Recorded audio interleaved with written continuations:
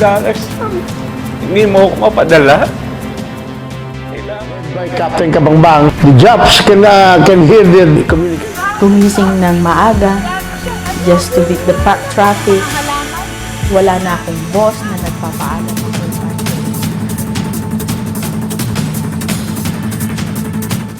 Dahil sa ating mga karanasan, nauhubog ang ating pagkatao. Kung gaano kalalim, kahaba at kapaki-pakinabang ang mga karanasang pinagdaanan natin sa ating buhay, ay tiyak na mag-iiwan ito ng tatak sa ating pagtanda.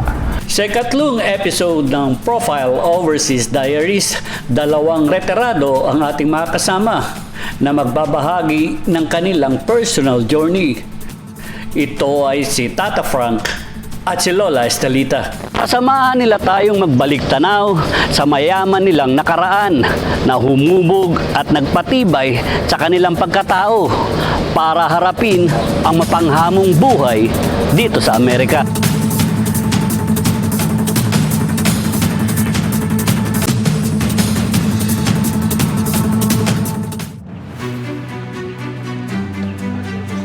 Maaga pa lamang, abalan na si Lola Estelita Rauza sa pagbutingting ng kanyang sasakyan. Isa sa kanyang paraan upang palipasin ang maghapon. Sa edad na 85, sariwa pa rin kay Lola Estelita ang mga pinagdaan ng karanasan. Lalo na kung ang pag-uusapan ay ang ikalawang digmaang pandaigdig. Kuan kami farm worker. May lupain kami na taniman ng kuan palay. Japanese time, yan trabaho namin sa palay. Ay delikado ang buhay ng mga Japanese. Ano yan? Japanese time. Pag hindi ka marunong makisama sa mga Hapon, ay gigilitan ka talaga ng liig. Dumaan sa parte namin, isang batalyon ng Hapon. Tapos may 5 yata o 6 na civilian, nakagapos. Sabi ng nanay ko, huwag kang maingay, huwag kang iiyak. Magsaludo kayo sa Hapon, sabi niya. Takot na takot ang nanay ko noon. Halata sa kanyang boses ang sama ng loob habang ikinukwento ang sindak ng digmaan. Dahil sa kanyang murang edad noon, nabalot na siya ng sobrang takot at pangamba. Dahil sa mga karahasang kanyang naranasan, dulot ng digmaan. Nakita namin ng Hapon, iyak ako ng iyak kasi ayaw kami paalisin ng nanay ko sa tabi niya. O kayong umalis, sabi niya, magsaludo kayo sa Hapon. Kasama mga Pilipino, nakagapos, Diyos ko, kawawa ang itsura ng mga Pilipino noon. Tapos mga ilang kilometro, pinasok yung isang bahay ng Pilipino. Kinuha lahat ng palay, bigas, baboy. Tapos ewan ko, pinatay pa siguro sila. Subalit, naging matatag si Lola Estelita. Bit-bit ang pangaral ng kanyang mga magulang. Dumayo ito sa Maynila para maghanap buhay. Kapatid ng tatay ko, taga Manila, sabi na sumama ka sa akin sa Manila. Sumama ako. Trabaho kami sa Manila, sabay-sabay ako nag-ano sa kapatid ng tatay ko na nangunguha ng laundry sa doktor. Nagpirmin ako ng Manila, namasukan naman ako ng ibang trabaho para naman kumita. May padala ko sa pamilya sa amin, gano'n. Sa bawat sentimong kanyang kinikita, sinisiguro niyang may maitatabi ito para sa kanyang pamilya. Ang last ko na trabaho, department store ng dress shop. Naging customer si yung Miss Universe nung araw, si Grospe. Yun ang naging customer ko na talagang magaling na customer. Magbabayad talaga ng bibigay pa ng tip, ganyan. Last na customer ko yun. Hanggang sa lumayo na ako doon, naghanap naman ako ng ibang trabaho. Ang sabi naman itong asawa ni Colonel Marco, dito ko na lang sa bahay, sabi niya, alagaan mo yung 3 anak ko. Sabi niya gano'n. At dahil sa ipinakitang dedikasyon ni Lola Estelita sa kanyang trabaho, naging daan niya ito para makapunta sa Amerika. Sabi nung asawa niya, si dentista man yun, si Marco, sabi niya, gusto mo sumama ka sa akin sa Amerika? Sabi niya. That's the beginning yun, nakakuha siya ng sponsor, napunta ako dito. Sa Amerika, nakita ni Lola Estelita ang bagong pag-asa ng buhay. Dito mas dito, simple. Basta matuto ka lang sa mga tao. Marami ritong libre na pagkain. Kung gusto mong libre, tirahan, mayroon din libre. Kung gusto mo, basta lumapit ka lang sa gobyerno. Mula sa pagiging kasambahay, kasama ang kanyang asawa na masukan sila bilang mga apple picker. Mga how many months, sumama na ako sa kanya na magpitas ng ubas, yung Baswell company dyan, yun. Sumasama na ako magpitas ng ubas. At nang makaipon, isa-isang kinuha ni Lola Estelita ang kanyang pamilya. 1985, nag-umpisa na ako magpetisyon. Pinitisyon ko ang tatay ko, pati nanay ko. Ang nanay ko hindi nakapunta kasi nung sabi nila, pagkuha ng x-ray, nagkaroon yata ng flu. Siyempre blurred ang ng lungs noon.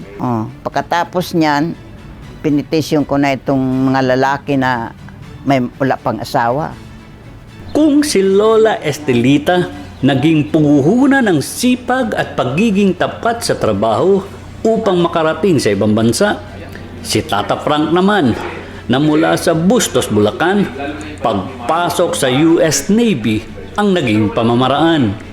Dahil sa dala ng karalita namin, ibig kong makatulong sa aking mga magulang at mga kapatid na naiwanan sa Pilipinas. Noong mga 1960, naghahanap sila ng mga volunteer from Sangley Point na kumuha ko ng examination ng oral, mental, and physical.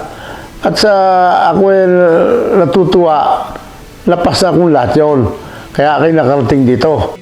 Habang nagkukwento si Tata Frank, mararamdaman mong na buhay ang kanyang mga naging karanasan sa digmaan.